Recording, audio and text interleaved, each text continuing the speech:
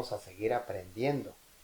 Hoy que nos están abriendo su corazón, nos sentimos alegres porque vamos a conocer algo grande dentro de la Iglesia Católica, tanto del servicio, de todo lo que prestan, y las mujeres que son apartadas para Dios, ¿verdad? Es algo muy lindo, hermana Rosalía, nuevamente bienvenida. Gracias.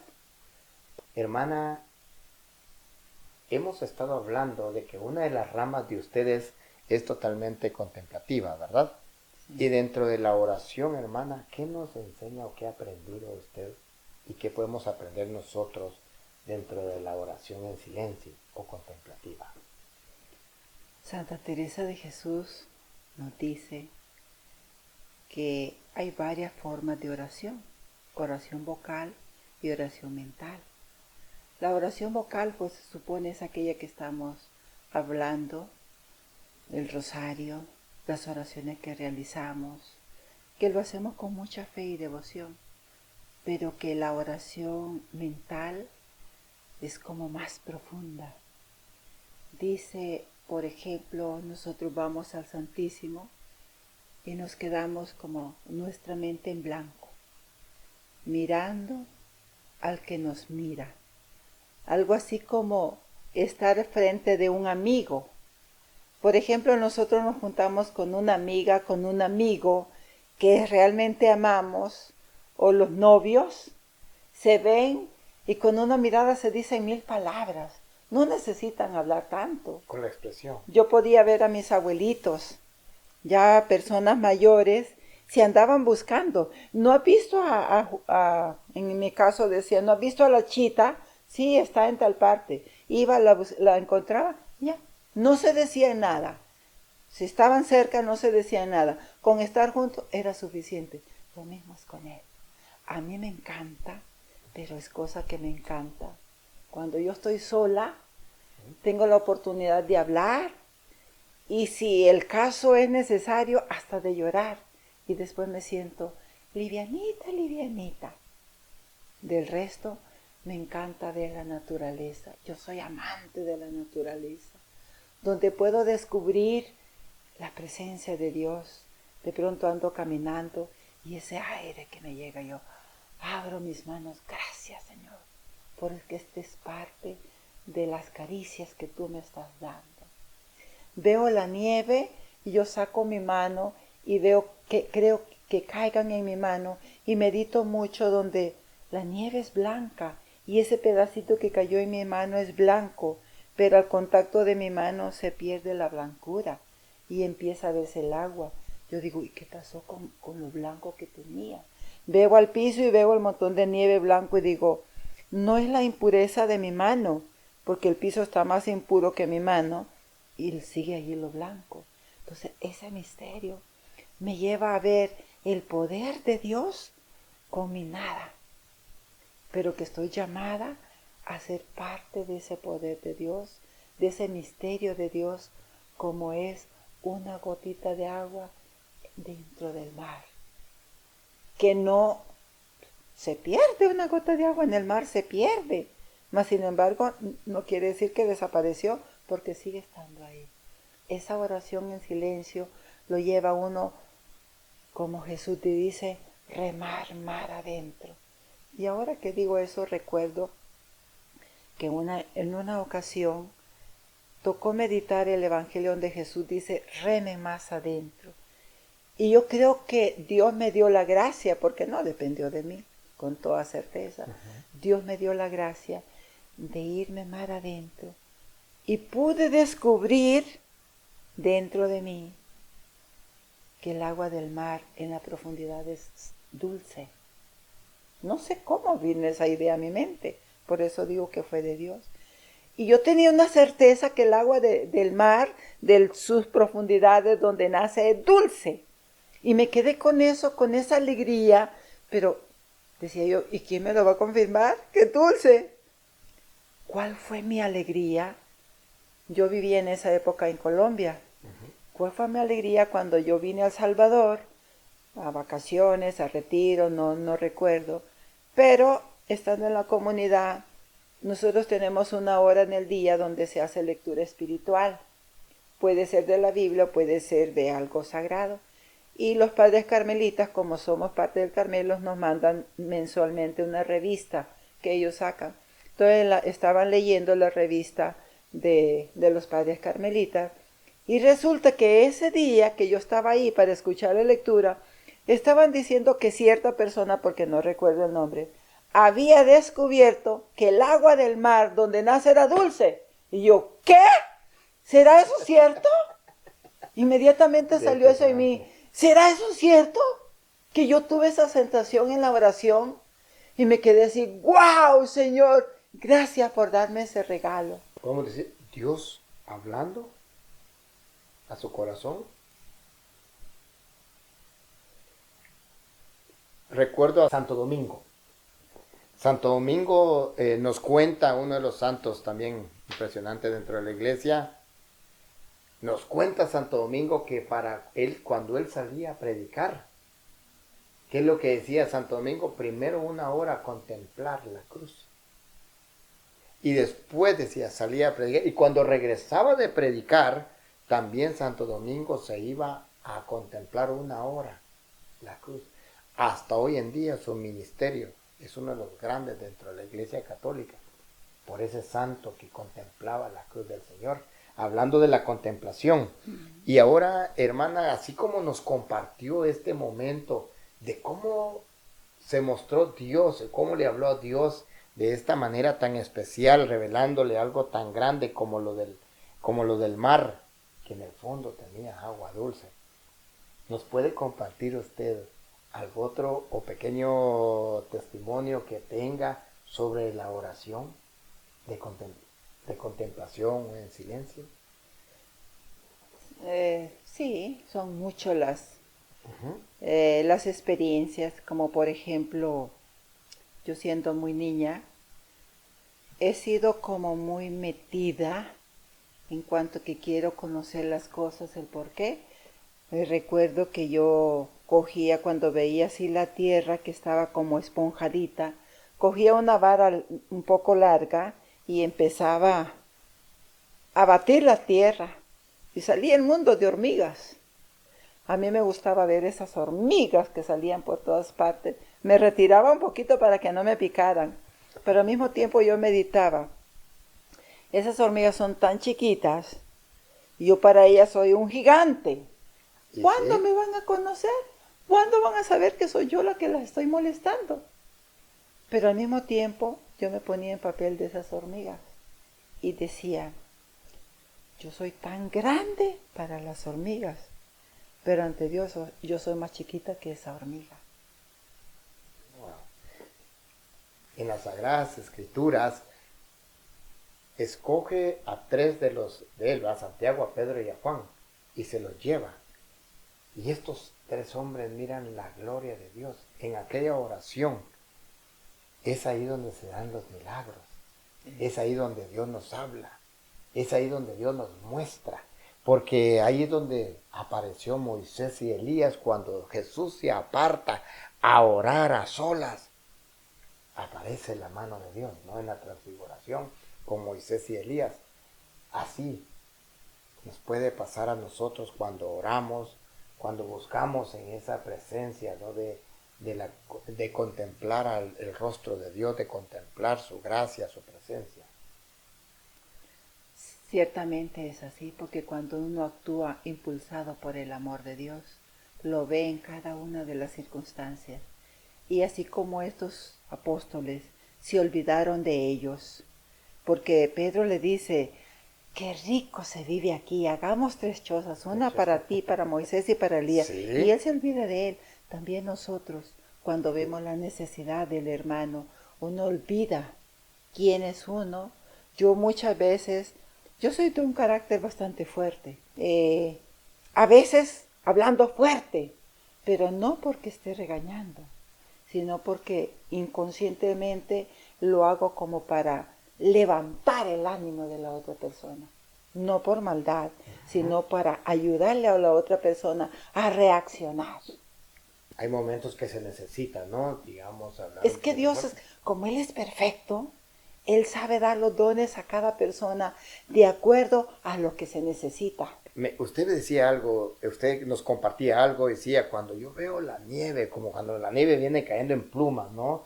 Y usted la atesora con sus manos, algo tan grande que podemos ver ahí, como lo digamos, como Pedro, cuando dice, porque ahorita hablábamos de las tres chozas, ver esa alegría que yo vi en Pedro, o observo en Pedro, que Señor, hagamos tres chozas. Es la alegría que yo veo en usted cuando dice, aquí veo la mano de Dios, aquí veo la gracia de Dios. Pero en esa mujer fuerte que Dios ha forjado y ha hecho, ¿ha habido alguna vez soledad, hermana? Mateo. ¿Algún desierto o también desolación, por decirlo de esta manera? Sí. He pasado momentos que por la misericordia de Dios estoy donde estoy y como estoy. Recuerdo que en una comunidad X, en un país X, yo llegué de una comunidad donde me sentía muy bien, muy a gusto. Llegué aquí donde desde el primer momento, es más, yo no quería, pero como no estoy para hacer lo que yo quiera, sino la voluntad de Dios, acepté ir a este lugar. Desde el primer día yo no me sentí bien y yo pasaba triste, pasaba preocupada y hacía mi oración y todo, pero como que no me llenaba. Y yo les pasaba diciendo a Dios, ay Dios mío, yo sé que no soy perfecta, yo sé que cometo errores, yo sé que soy pecadora, pero yo pienso que no he hecho pecados tan graves como para vivir lo que estoy viviendo, porque para lo que yo estaba viviendo era algo que no, yo quería irme, salirme de la congregación. Me detenían cosas sin sentido, ya viéndolo bien me detenían cosas sin sentido, pero yo quería irme de la congregación. Tuve un sueño. Yo estaba dormida en mi casa, en una cama de 2 colchones, y el colchón de encima se deslizó, se deslizó, se deslizó. En la casa, casas de antes, donde tenía su corredor, luego su patio, y luego hay un barranco, que el barranco es más o menos así. No, no es muy alto ni muy bajo. El colchón se iba deslizando. En mi sueño, el corazón me latía fuerte. Pero yo decía, cuando lleguen los arbolitos al terminar el corredor para llegar al patio me van a detener. ¿Cuál fue mi sorpresa? Que los arbolitos abrieron camino. Y al colchón irse pasando, mi corazón más se hacía así, pero no se me ocurría pararme. Seguía yo acostada en el colchón, pero mire, el colchón me de cuento que venía así. Cuando ya estabas al borde para irse al zanjón, se va pasando una estampita de la Virgen así pequeñita. Y esa estampita detiene al colchón. Y me levanto con esa alegría, con esa emoción y dije, ella me ha salvado, ella me ha salvado. Y despierto yo con esa alegría, con esa emoción. Yo no cabe duda que Dios me quiere aquí, yo no me puedo ir, Dios me quiere aquí. Esa alegría duró por ahí 8 días. A los 8 días otra vez volví a lo mismo y a lo mismo. Ay, Dios mío, pero ¿por qué yo? Y yo siempre decía es que me están castigando, para mí este es un castigo. Y seguía en las mismas. Me están castigando. Un día, cuando nosotros vamos a rezar, a una le toca rezar el primero, y a otra la lectura, a mí me tocaba hacer la lectura. Y había que pararse, ir hacia el frente y desde el frente hacer la lectura. En el momento que yo hago esto, para pararme, sentí aquí en mi corazón. Pon mucha atención a lo que vas a leer, porque esta lectura es para ti. Yo me quedo viendo aquí, pues, ¿qué iba a ver aquí? No cabe duda que fue Dios. Eso escuché yo aquí. Y me paré, yo quería saber qué significaba hasta la última coma. Dios no es un Dios de muertos, sino de vivos. Y así como Dios purifica el oro en el crisol, te está purificando a ti, no para castigarte, sino para amonestarte. Podríamos decir ahí, hermana, que realmente, digamos, lo que Dios hace en un momento desértico es porque viene algo mejor más adelante. Es un momento de crecimiento, de crecimiento tanto a nivel, digamos, humano, como una experiencia, como algo, pero va a ser pasajero, ¿no? No es que sea pasajero, sino que Dios permite todos estos desiertos Ujú. para que nosotros podamos descubrir nuestra nada y el poder de Él. Para que nosotros sintamos, nosotros nunca estamos solos. Dios siempre está a nuestro lado, pero muchas veces nosotros vivimos distraídos. Y por eso no podemos ver que Dios está con nosotros. Tenemos tantas pruebas, por ejemplo, la Magdalena. La Magdalena es con quién estaba hablando, con Jesús. Cuando le dice, mujer, ¿a quién buscas? Pues es que yo busco a Jesús, pero es que no sé dónde está. ¿Y qué se lo han llevado? Si tú te lo llevaste, dime dónde lo has puesto. Estaba hablando con él y no sabía. Hasta que Jesús le dice, María, ella vuelve a ver y lo reconoce. Y eso nos pasa a nosotros. Andamos caminando con Él, pero como está nuestra mente, nuestro espíritu envuelto en otras cosas, no nos damos cuenta que Dios está a nuestro lado. Como este poema de las huellas, que le reclama que porque en los momentos más difíciles lo ha dejado solo. Y cuando Jesús le dice, no te he dejado solo, porque en los momentos de difícil esas huellas son mías porque yo te he llevado en mis brazos. Esto es lo que pasó conmigo. Él me llevaba en sus brazos y yo he percibido la presencia de Dios en mi vida en muchas ocasiones, que se me hace muy corto el tiempo para decirlo, pero Él está con cada uno de nosotros. Pero como nosotros estamos más sumergidos en otras cosas, no podemos escuchar la voz de Dios. Nuestra madre fundadora, como la Magdalena, que no lo reconoció en el... nuestra madre fundadora nos decía, me encanta el silencio. Quiero verlas a ustedes trabajando en silencio, porque el silencio es el lenguaje de los ángeles. Dios habla a través del silencio. Pero un silencio, porque también tenemos silencio interno y externo. El externo es el que no digo ninguna palabra, pasa el día y yo no hablé, pero ¿cómo estoy por dentro? Estoy hablando y tengo una bagunza, una bulla terrible, que el otro me habla y no soy capaz de entenderle porque yo estoy, hable por dentro. Entonces ella aconsejaba el silencio interior, más que el exterior. Tanto así que nosotros tenemos como norma, después del rezo de completa es el último de la noche, antes de irnos a descansar. Después del rezo de completa nosotros no debemos de hablar ni una palabra, excepto en caso de necesidad.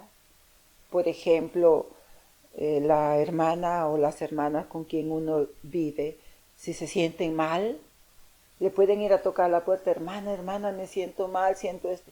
Pues para ir a auxiliar sí podemos hablar, del resto no. Entonces nosotros al terminar el rezo de completas, silencio riguroso, hasta el siguiente día que ya hemos rezado, que ya hemos salido de la capilla, que ya vamos a rezar para los del desayuno, ya de ahí para allá sí ya podemos un silencio moderado, no hablar solo por hablar, sino cuando sea necesario. Por ejemplo, yo le cuento algo a la hermana, a otra persona, hablar con otra gente, pero no estar así como perico. A eso se le llama el silencio moderado. Dentro de la historia, usted me corrige ahorita, dentro de la historia nos habla, nos habla? ¿Santa Teresa o Santa Teresa del Niño Jesús? Nos habla del castillo interior. Santa Teresa de Jesús, ella es de Ávila, España. Ella, como le venía diciendo anteriormente, tiene este libro, entre muchos que escribió, está La Morada, donde ella está haciendo una comparación de nuestra alma con un castillo de claro cristal, donde el rey, que viene siendo Dios, está en el centro de este castillo. Y ella nos está narrando así que la primera morada viene siendo como el primer lugar donde uno entra, que esto como todo mundo entra con barro, el barro significa nuestras impurezas, nuestros pecados. Entonces el primer piso está como lleno de barro, de gusanos, de culebras, de sabandijas, que son nuestros pecados. Pero media vez vamos adentrando, llegamos a la segunda morada, que sería como el segundo piso. Ahí ya hay menos barro, porque la mayoría del barro quedó en el primer piso.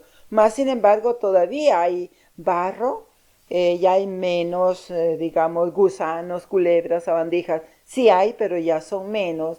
Y aquí es donde el demonio empieza a trabajar fuertemente, porque él no quiere permitirnos que subamos al tercer escalón, que sería la tercera morada, sino que él dice que cuando ve un alma empeñada en salir adelante, si es posible, él saca todo el infierno para que luche, para que esa alma no pase al tercer escalón.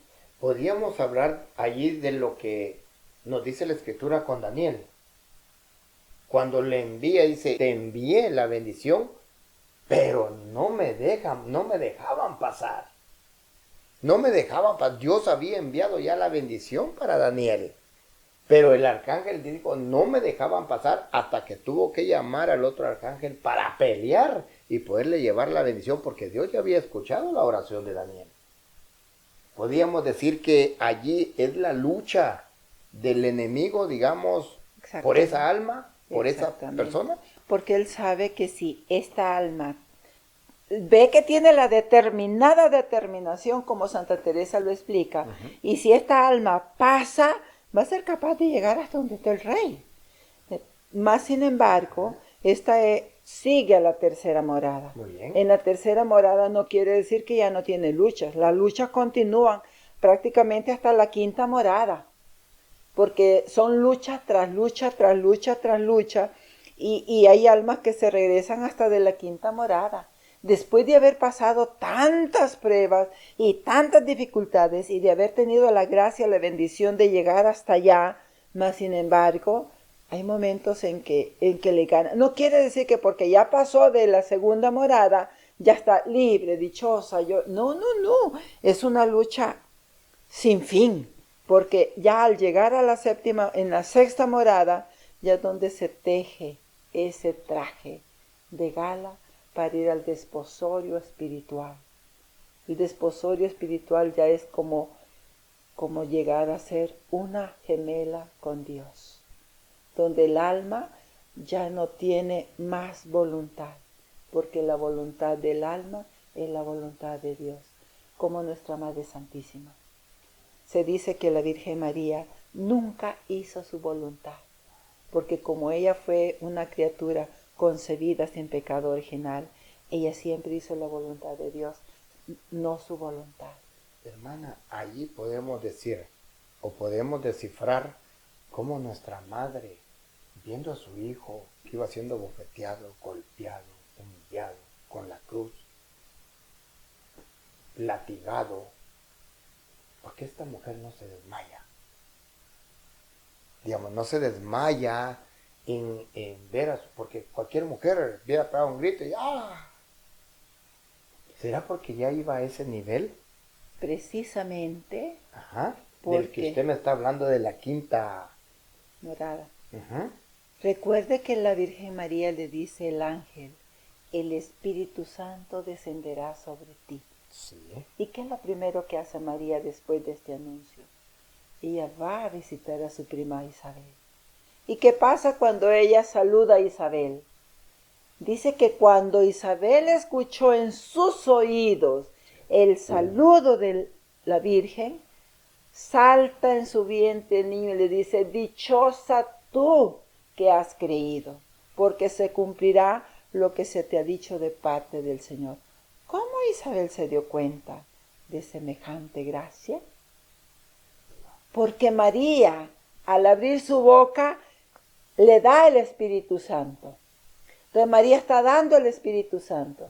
María desde un inicio conoce el plan de Dios porque está llena del Espíritu Santo. Cuando ella ve que los matrimonios no tienen vino y va y le dice a Jesús, hijo, no tienen vino. ¿Por qué lo hace? Porque ella quiere evitar este problema que ellos van a tener. ¿Y qué le dice Jesús? Madre, todavía no ha llegado mi hora. ¿Qué hace mamá? Vengan. Vayan donde mi hijo y díganle qué pueden hacer. Ellos no sabían a qué los mandaba. Y ellos van y le dice, de ver que están ellos allí, tu madre nos manda, ¿qué hacemos? No, pues vayan a llenar jarrones de agua. Entonces prácticamente el primer milagro que Jesús lo hace por obedecer el mandato de su madre. ¿Por qué lo hace María? Porque María conoce muy bien el plan de salvación y sabe que es hora que su hijo lo inicie. Yo os digo, y precisamente ayer estuvimos hablando de esto, ¿qué madre no hubiera querido aplazar ese momento? Porque sabía el dolor de su hijo. Mas sin embargo ella, como quien dice, al paso malo a buena cara, démosle ya lo que va a pasar. Al paso malo, buena cara, ¿verdad? Hagamos ya lo que va a pasar, porque yo lo que necesito es, quizás ella no vio, sí lo vio, pero lo que más le interesaba no era el dolor que su hijo iba a pasar, sino la felicidad que sus otros hijos iban a experimentar. Porque para ella no solo tuvo un hijo, para ella cada uno de nosotros somos sus hijos, aunque no la aceptemos como madre. Hemos hablado, nos está compartiendo usted sobre la quinta grada, ¿verdad? Son 7, ¿no? Las otras, ¿cómo podíamos, para terminar este tema? La séptima, Sí, sexta y séptima escalón, ella es el desposorio espiritual. Como decía anteriormente, el alma ya no vive para sí. Y un ejemplo es San Pablo. Recuerde las palabras de San Pablo. Vivo yo, pero no soy yo. Es Dios quien vive en mí. Eso es lo que dice un alma cuando ya está en la sexta y séptima morada. Prácticamente la séptima morada ya es el despedirse de este mundo. Santa Teresa de Jesús tiene muchos cantos, pero en uno de ellas dice: vivo ya fuera de mí, y tan alta vida espero, que muero porque no muero. O sea, ella deseaba morir, porque al morir iba a tener ese encuentro con el que ella tanto había añorado. Y eso nos da a nosotros como la confianza de que, como nuestra madre fundadora, Madre Clarita, decía, yo me voy a salvar por la misericordia de Dios, no por mis obras. Porque uno como humano, las obras son casi nada a lo que Dios necesita que hagamos. Y ahora que me acordé del casi nada, yo al principio que entendía, que escuchaba estas palabras, no entendía, decía, porque escuché una frase que me encantó y la repito, no es mía, sino de un padre, se me escapó el nombre en este momento, pero él dice, nosotros debemos hacer nuestro casi nada, porque Dios es el que hace casi todo. Pero si nosotros no hacemos el casi nada, Dios no hace su casi todo. Del padre Juan Rivas. A él se lo escuché, no sé de quién es. Y luego yo no entendí, decía, ¿qué es eso? Yo no entiendo. Pero Dios me dio la capacidad de entender. Dijo, pues sí, cuando fue la primera multiplicación de los panes, un joven llevaba 5 panes y 2 pescados. Pero eran más de 5,000 hombres, sin contar mujeres y niños. ¿Y qué es 5 panes para esa cantidad de gente? Es casi nada.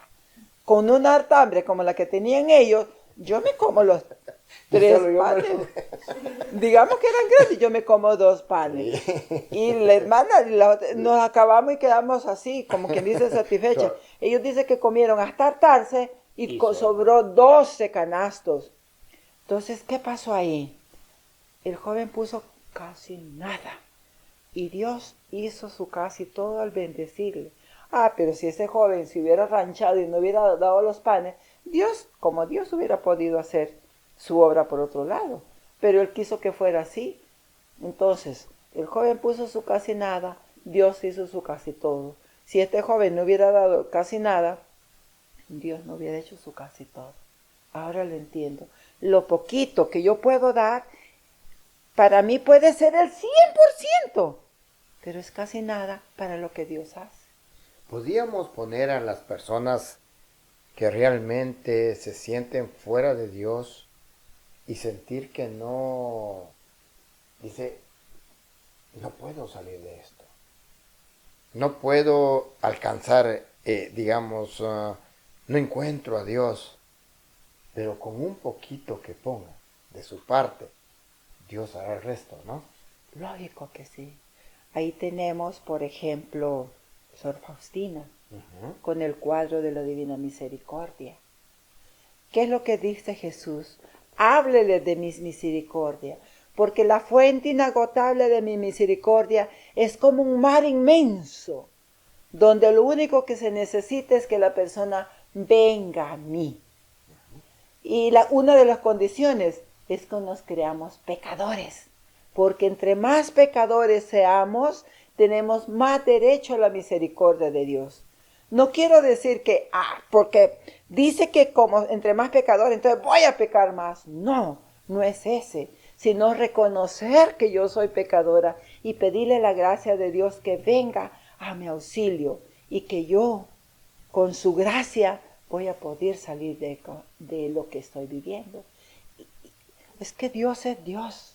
Si nuestros padres humanos en muchas ocasiones son tan especiales con sus hijos, digo en muchas ocasiones porque a veces cometen errores que ni ellos mismos se dan cuenta del mal que hacen, porque lo hacen por ignorancia. Pero es que Dios es Dios. Nuestra Madre Santísima ha llorado tanto por un hijo que se le perdió y no quiere que se le sigan perdiendo. Regresando al castillo de la séptima parte del castillo, ¿podemos relacionarlo con el Padre Nuestro? Cuando dice, Padre Nuestro que estás en el cielo, santificado sea tu nombre, venga a nosotros tu reino. También Santa Teresa de Jesús habla sobre el Padre Nuestro. Y dice que cuando ella empezó a meditar el Padre Nuestro, solamente en la palabra Padre se le llevó mucho tiempo. Dice, pero ¿por qué tanto tiempo? Es que al decir Padre, al dirigirle a Dios esa palabra, empecé a pensar en todos los padres del mundo y de ver cómo cada papá, a los padres que yo conozco, fue viendo sus detalles, sus características, cómo eran, unos crueles, otros buenos, otros bondadosos, otros misericordiosos, y ver la ternura, la característica de cada uno de ellos, y queriendo encontrar en estos papás el amor de Dios. Sí, tan lindo, tan impresionante.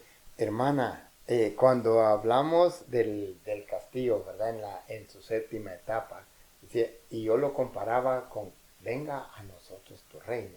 Quiere decir que nosotros, o lo que la Santa Teresa nos quiere decir, es que nosotros podemos vivir el reino de los cielos sobre la faz de la tierra. Es que cada vez que usted comulga, porque esa gloria que ella alcanzó a ver. Y Jesús nos dice, venga, pidan el reino para ustedes. No sé si lo alcanza a descifrar o cómo lo alcanza a ver usted. Cada vez que nosotros comulgamos, estamos en el reino de Dios. Y eso lo dice Santa Teresita también. Mi cielo lo estoy viviendo en la tierra. Porque si usted vive la presencia de Dios, usted está viviendo en el cielo. Porque ¿qué es el cielo? Es donde está Dios. Y si nosotros estamos viviendo en la presencia de Dios, estamos viviendo en nuestro cielo. Es que nosotros no necesitamos morirnos para ir al cielo. Aquí podemos vivir el cielo si estamos viviendo de acuerdo a la voluntad de Dios, como también podemos vivir el infierno si estamos viviendo a nuestro antojo. Muchas veces yo he oído ¿Qué cielo estás viviendo? Dice, ay, yo estoy en el infierno porque estos problemas. Sí, que cada quien escoge lo que quiere vivir. Porque si vemos, dice, incluso el que vive en el hogar de un borracho, ¿verdad? Ese vive el propio infierno. El que vive con una mujer celosa, un hombre celoso, vive el infierno. Pero regresando a ese castillo, gracias hermana, no sabe cuánto apreciamos que nos haya compartido para conocer lo que es las riquezas, lo que hay, digamos, en las hermanas carmelitas. Para mí es nuevo sobre el castillo y me gustó, me encantó tanto como nos lo puso con las gradas, ¿verdad? Es una bendición y sabemos que va a ser de mucha bendición para las personas que van a estar escuchando o viéndonos por Fe en Acción. Nos gustaría que terminara nuevamente con una pequeña oración, sería tan amable. Con mucho gusto, para mí es un Bendito placer sea y su para Dios aquella Todopoderoso. las jóvenes que de pronto quieren decirle sí a nuestro Señor, pueden buscarnos de pronto con el Señor, este joven, esta familia, se podrían contactar con nosotros para tener una experiencia del amor de Dios, porque Dios Padre es tan misericordioso que a cada uno de nosotros nos ama con un amor único e inconfundible. Para Él somos como las niñas de sus ojos, que tanto nos cuida y nos ama. Y pedimos nuevamente al Espíritu Santo que infunda ese amor de misericordia y de compasión en cada uno de sus hijos y que nos motive a que cada día podamos despertarnos y cerrar el día en el nombre de Dios y que siempre sea Dios el motor de nuestras almas, de nuestra vida, y que nuestra Madre Santísima, junto a San José, que fueron esas personas que educaron, cuidaron, guiaron al niño Jesús, también sea quien nos guíe de la mano hacia Él. Tengamos fe, hermanos. Ese fe, ese granito de mostaza que habla Jesús, que por pequeñito que sea, cada día nos lo vaya multiplicando, que tengamos esa paz, esa conciencia limpia y esa profunda fe en nuestro Señor, que no por nuestras obras nos vamos a salvar, sino por la misericordia de Dios, como lo decía Madre Clarita. Que Dios nos bendiga en el nombre del Padre, del Hijo, del Espíritu Santo. Amén.